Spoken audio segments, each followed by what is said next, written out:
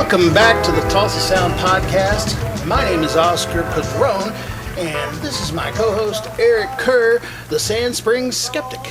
Hi. Hi guys, so we're back, and we want to talk about some of the artists that performed at the Dead Shed over Memorial Day weekend. First up is a good friend of the show and a good friend of mine, Mr. Travis Kidd. Now, if you don't know Travis Kidd, ladies and gentlemen, Mr. Eric, Adam,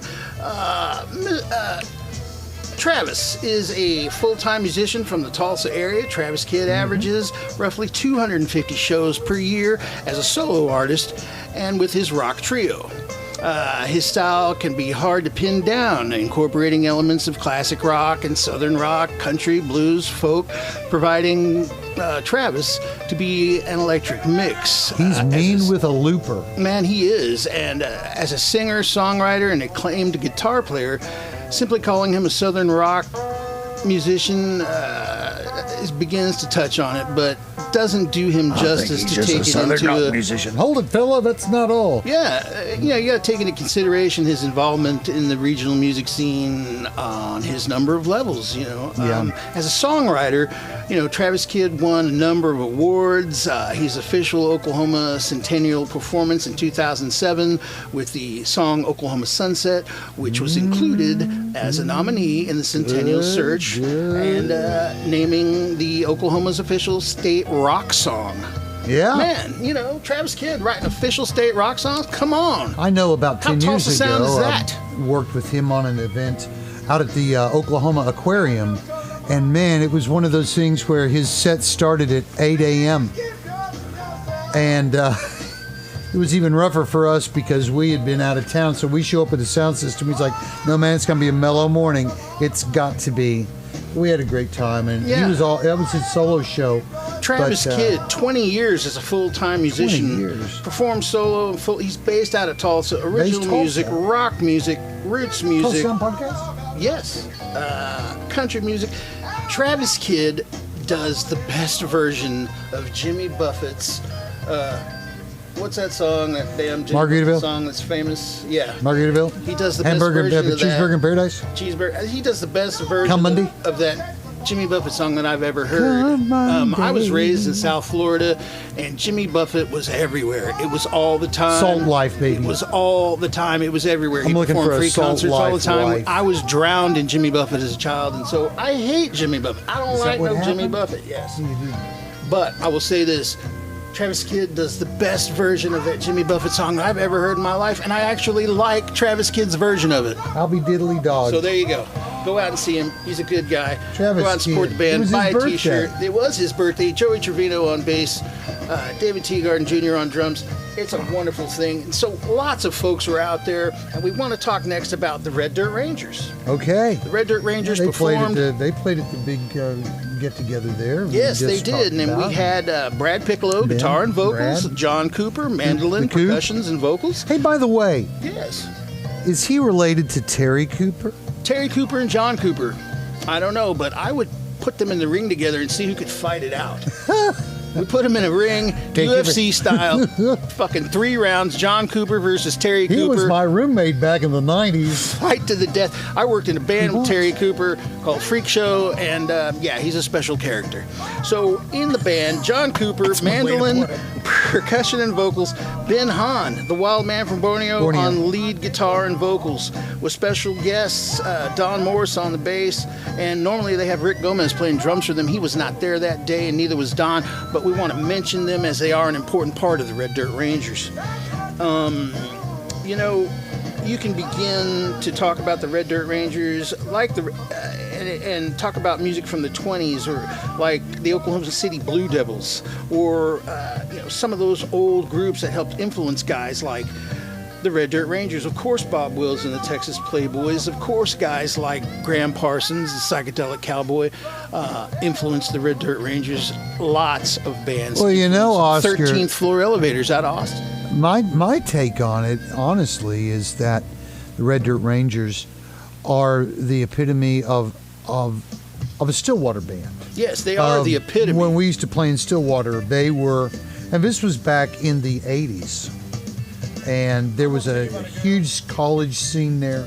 We loved playing that town. Eskimo Joe's was probably at the time, the big live place. But I know that these guys have been around really through that entire scene. And the Stillwater's got its thing, man. Go Pokes, go Pokes. Oh, yeah. We love the Red Dirt Rangers. I was actually part of their organization for a couple of years. I used to be the sound man for the Red Dirt Rangers. I proudly wear a Red Dirt Ranger tattoo on my arm. And I love you guys in the Red Dirt Rangers. Coop, I love you. Pick, I love you. Ben, I love you. We were just glad. Oklahoma State University gave me my heart surgery. Oh, all right. Shout out. It worked. Eric has had a quadruple bypass, ladies and gentlemen. 4. So, shout out. That's what happens when you eat too much Whataburger at 3 in the morning. You get 4. So some of the albums the Red Dirt Rangers have done are Cimarron Soul, Mr. Dr. Reverend in 1992, Red Dirt in 1993, Oklahoma Territory 1997, Rangers Command 1999, The Blue Shoe, kids album. The Red Dirt Rangers do a kids album. They have a coloring book. Go out and get it for your kids.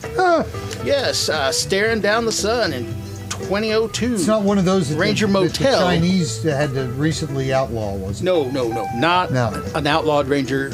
Because Red Dirt Ranger those children, kids cartoon.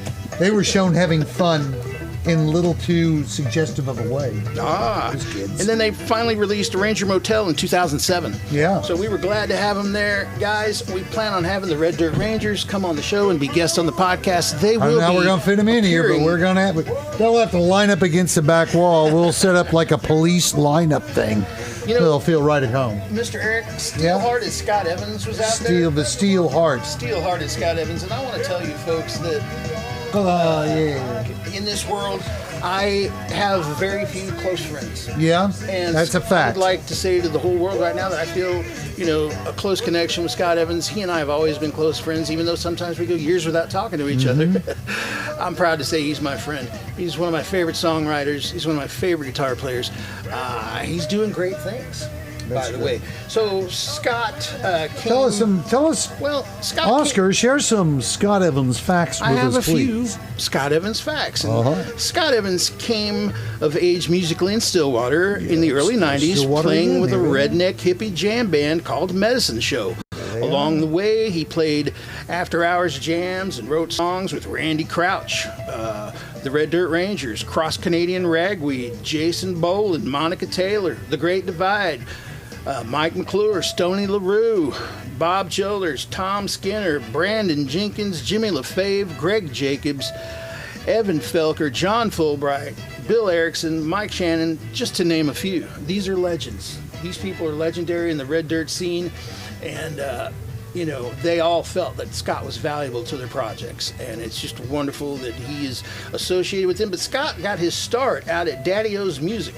That was the place that first introduced him to these mighty musical, mythical archetypes. Like, really. He was the guy at the music store that played guitar, much like Mr. Eric in his past worked at a music store, the Music Sound. I only played with myself. He played with himself at Music Sound. Ask Damon Daniel. So, Scott had a lot of influences, right? And the influence these folks had on him, in his musical values is vast and unknowable. And Scott shudders to think what kind of songs might have been written without their examples as inspiration. He took 20 years off and raised an incredible daughter, but never stopped writing songs and never stopped playing, picking in the shed, picking at home where nobody saw, but woodshedding, keeping his craft sharp. So he wrote songs as they entered his consciousness. Scott is a recording artist. The first of what will be many solo albums is coming out soon. So look for Scott Evans' new solo record coming out soon. It's a Red Cat Productions, engineered by Donnie Wood. We'll be back in just a few minutes with some more information about a big gig at the Canes, the Neutral Ground Throwdown that happened. We got some pictures for that. And we'll be back after this short commercial message.